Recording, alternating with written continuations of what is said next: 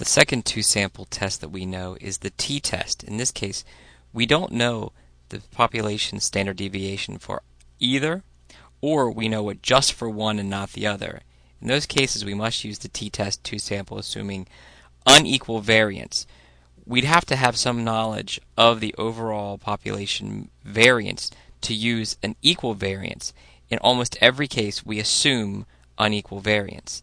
In this problem, we're not trying to see whether or not two things are significantly different. We're trying to see if one is bigger than the other. That's why our alternative hypothesis shows a difference bigger than 0. Just like the z-test, we run from data analysis a t-test. In this case, it is the t-test two-sample assuming unequal variance. We will put in our data for the first, there's 12 observations, and for the second, we assume a hypothesized difference of 0. That's our d sub 0 value here. I didn't include labels, and I'm going to run this test. I'll put the data here,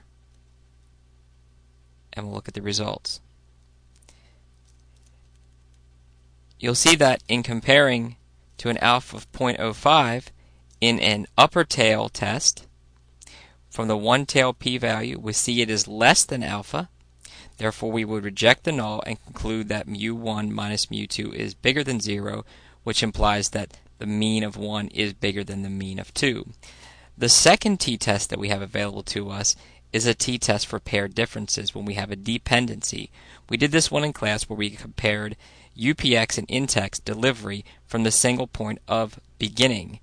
We start at our office and send it to our satellite office and see which one got there the most quickly.